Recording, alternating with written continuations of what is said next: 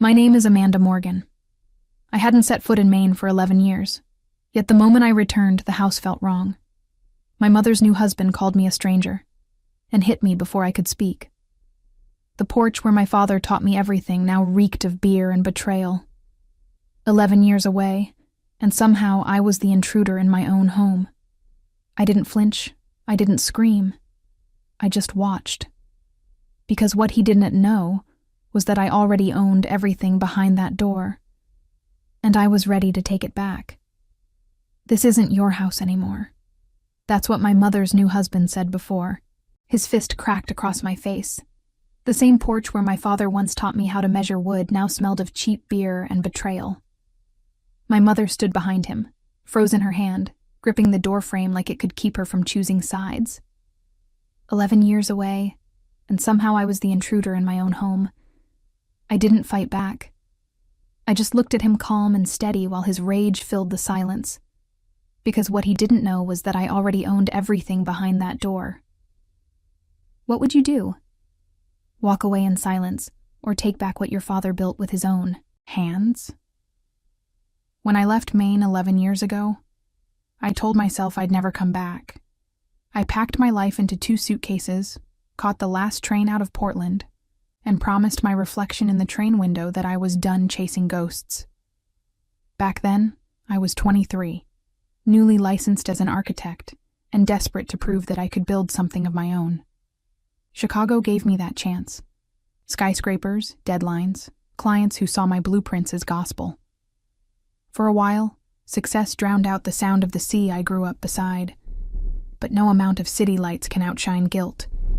My father, Michael Morgan, had been a craftsman, boat builder, dreamer, and the kind of man who measured twice, cut once, and loved forever. His workshop stood at the edge of the water where salt air kissed pine. He died before seeing it expand, before seeing the plans we drew together come to life. And when he was gone, my mother, Evelyn, fell apart in slow motion. She sold little pieces of him first, the tools, then the stories. When she met Ethan, the so-called investor who offered to modernize the business, I didn't fight it. I was young, angry, tired of being the responsible one. I thought leaving would protect me. I was wrong. In Chicago, I still sent money every year. Property taxes, maintenance bills, small payments to keep the workshop from foreclosure. I told myself I was doing enough that love could be wired through a bank transfer. I didn't know Ethan was already sinking his claws deeper, convincing my mother that my distance meant indifference. By the time her email landed in my inbox, I hadn't heard her voice in nearly 3 years. The subject line was simple workshop. The message short surgical. She wrote that they had decided to sell. It's time to move on, she said, as if grief had an expiration date. She wanted me to sign away my share to make things easy, and the offer $10,000 for the entire legacy of a man who spent 30 years carving perfection out of wood. I reread the message twice, then a third time. My chest didn't tighten. It hollowed. I wasn't angry yet, just cold. Ethan's fingerprints were all over it. Quick sale, quick payout, no conversation. The same man who hadn't even known my father when the foundation was poured was now claiming ownership over every nail, every beam. I closed the email, stared, at the blank reflection on my laptop screen, and finally whispered, no. Not to them, but to myself. Because the workshop wasn't just property, it was proof that craft meant more than profit. And if they wanted to erase my father's name, they'd have to go through mine first. The next morning, the plane dipped through gray clouds, and the coast appeared ragged cold and heartbreakingly familiar. Maine looked exactly like it always had, stubborn and quiet. The taxi driver barely spoke, just hummed along to an old country station while I watched the pine trees flick past the window. Every mile closer to the house felt heavier, like I was driving back into a version of myself I thought I'd outgrown. When we turned onto the gravel road leading to my family's property, my stomach tightened. The house stood where it always had. but the details were wrong. My father's wooden sign that once read, "Morgan Workshop, Handcrafted Boats," since 1978 was gone, replaced by a cheap printed banner, Colmarine design. The shutters were peeling, the porch lights flickered, and the yard looked neglected, as if no one there cared about roots anymore. I stepped out, pulling my coat tighter against the wind. My suitcase wheels scraped over the gravel as I climbed the steps. For a second, I hesitated, my hand inches from the doorknob. Then it opened. My mother stood there. Evelyn Morgan, once graceful and warm, looked smaller now. Her hair had grayed her smile too practiced. "Amanda," she said, her voice unsure, like she wasn't certain I was real. Before I could answer, a shadow filled the doorway behind her. Ethan, mid-30s, still trying to dress like he belonged in a boardroom, not a boatyard. The smell of beer hit me before his words did. "Well, look who decided to show up," he said, smirking. "The runaway daughter." "I came to talk about the workshop," I said evenly. He laughed a short, ugly sound. "The workshop? You mean my business?" He stepped past my mother, chest puffed, blocking the door. "This isn't your house anymore."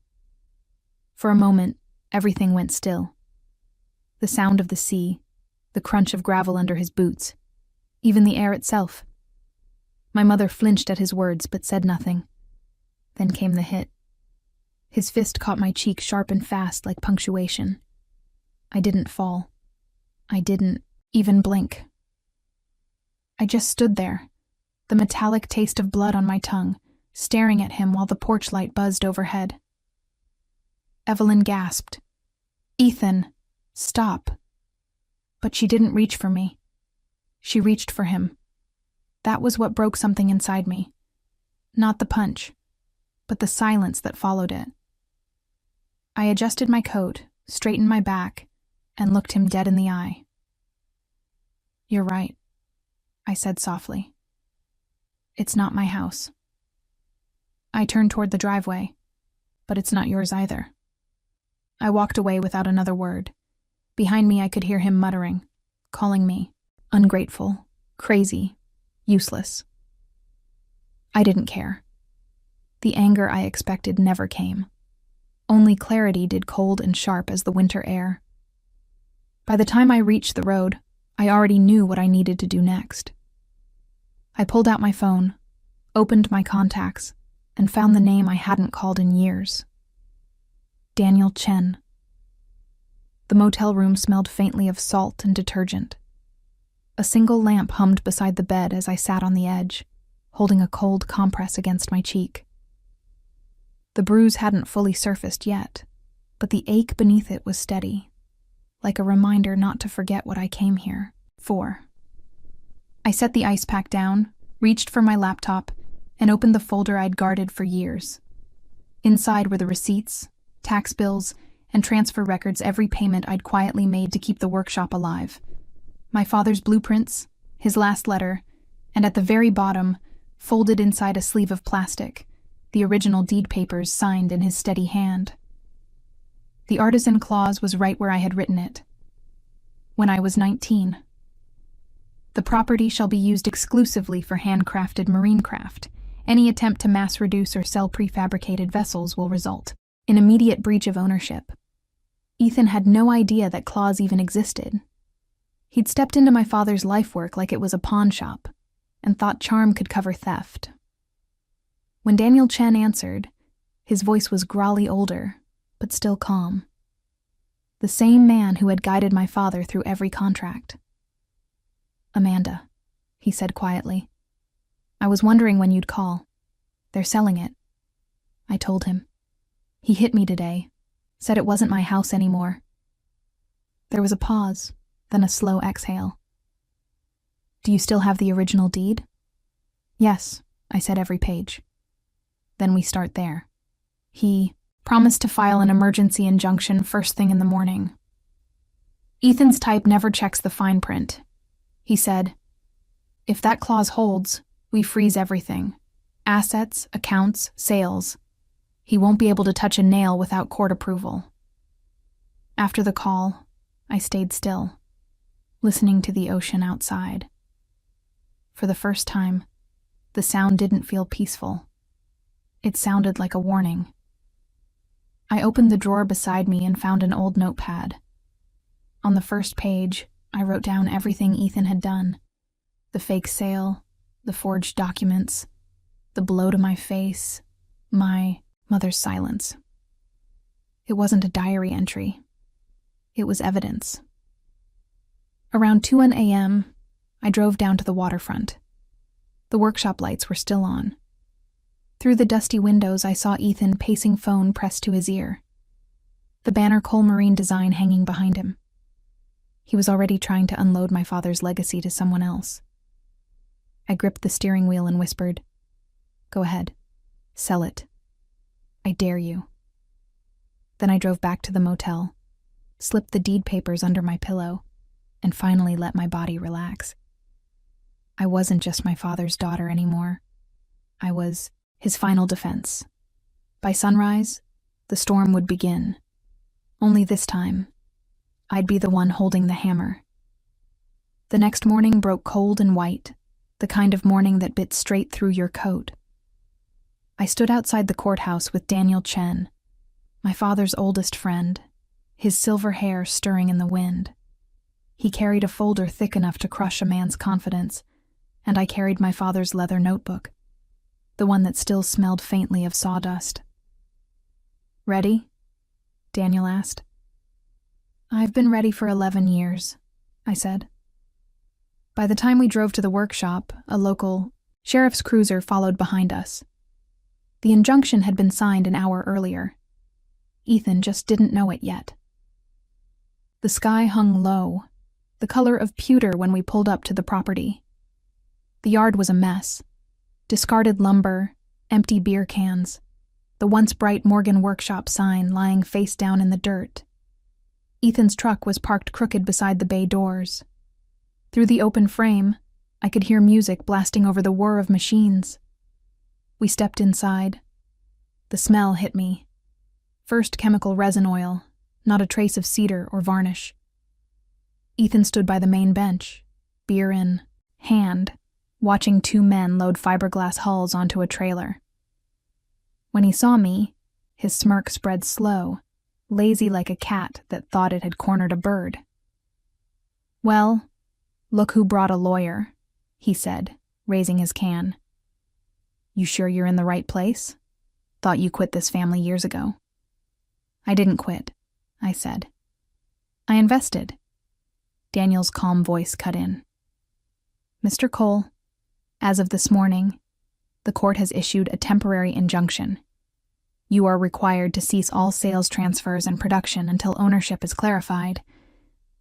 Ethan's smile faltered just for a heartbeat before he laughed. "You've got to be kidding me. Evelyn owns this place now. She signed everything over." Daniel opened the folder. "Actually, she didn't. You forged her signature on the second loan document and the bank flagged it. Then you tried to fake Amanda's. That's forgery and wire fraud." Ethan blinked, eyes narrowing. "You think you can prove that I don't have to think?" I said, stepping forward. "I can." I pulled a copy of the original deed from my bag and laid it on the workbench between us. My father's signature gleamed faintly beneath the plastic sleeve. "This clause," I said, tapping the page, "states that the workshop can only be used for handcrafted marine craft, not fiberglass kits from overseas, not mass-reduced garbage with my father's name stamped on it. Every boat you've sold under Morgan violates that clause. Every sale is fraud." He stared at the paper like it might bite him. "You wouldn't dare take this to court." "I already did." His face drained. For the first time, Ethan looked small. Then, like cornered men always do, he turned angry. "You think anyone's going to believe you? You left. You don't belong here." I took a slow breath. "You're right. I left. But that doesn't make me blind." I looked around the room. The cheap tools, the wrecked workbenches, the gray paint smeared over the oak beams my father and I had sanded together. "You didn't just steal from me, Ethan. You erased him." He lunged forward, but the sheriff moved faster, stepping between us. "Mr. Cole, I'd stay right there if I were you." "Get out of my way," Ethan snarled. "Not my call," the sheriff said, nodding toward Daniel, who handed him a second folder. "Court order. We're freezing all assets until the investigation's complete." Ethan turned to my mother, who had appeared in the doorway, her robe half-tied, face pale. "Evelyn, tell them. Tell her she has no right to do this." My mother's hands trembled. "Ethan, please stop." "Stop," he barked. "They're stealing everything. The deals, the equipment." She cut him off, voice cracking. "You stole first." The silence that followed was heavy enough to crush bone. For the first time, she looked at me, not as an intruder, but as the last person still standing in her corner. Tears filled her eyes, but I didn't look away. Ethan shoved a box off the table, papers scattering like snow. "You think you can ruin me?" Daniel spoke quietly. "You already did that yourself." The sheriff took a slow step forward. "Ethan Cole, you're under arrest for fraud, forgery, and embezzlement. Put the can down."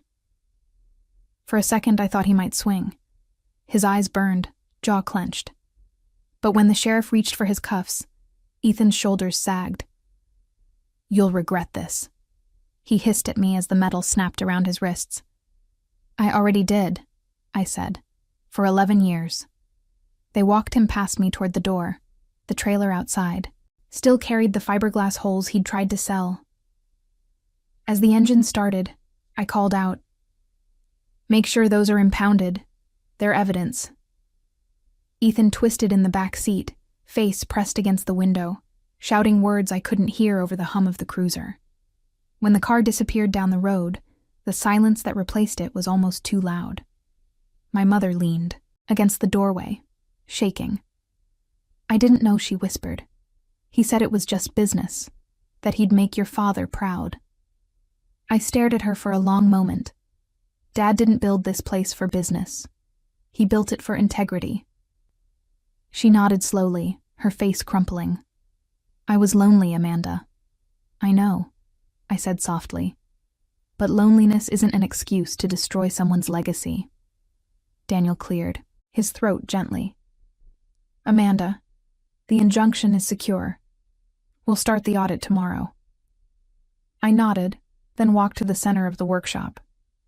The air was thick with dust and paint fumes, but beneath it lingered something faint, the ghost of cedar and salt. I knelt, touched the floorboards, and let my palm rest on the wood. My father's initials were still carved near the corner, barely visible beneath the grime. I closed my eyes and whispered, "We did it, Dad." Behind me, my mother's sobs turned into quiet breaths. Daniel packed the papers. The sheriff's radio crackled somewhere outside. For a long moment, no one spoke. Then I stood. "We'll restore everything I said. No banners, no fake brand names, just Morgan." My mother wiped her eyes. "You really think you can fix it?" I looked around the ruined space, the stripped walls, the missing tools, the empty racks where masterpieces once stood. "I don't need to fix it," I said.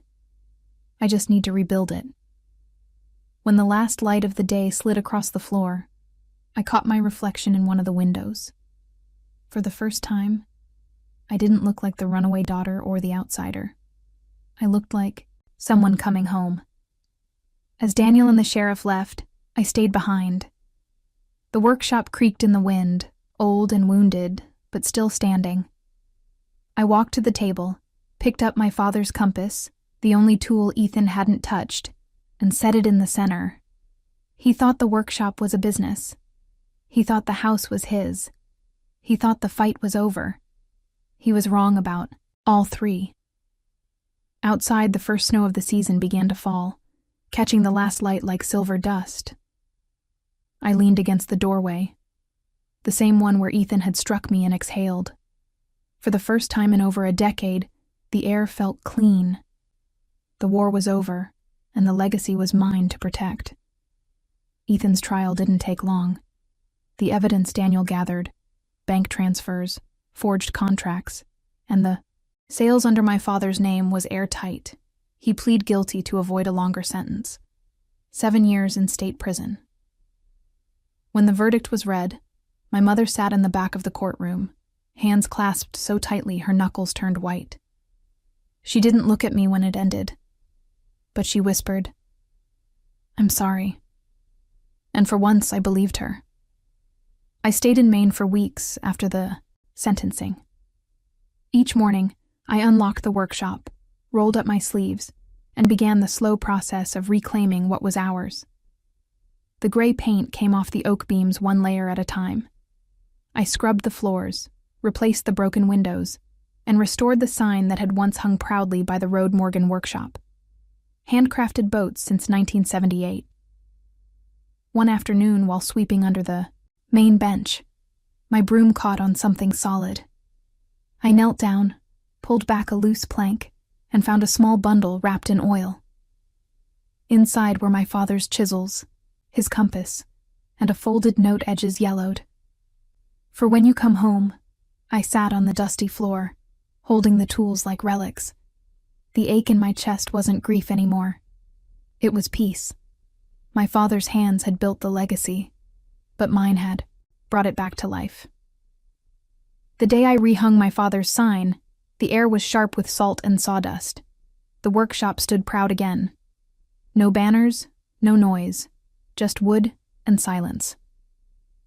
I ran my hand across the letters Morgan Workshop, handcrafted boats since 1978. For years, I thought leaving meant abandoning him, but now I understand it was preparation.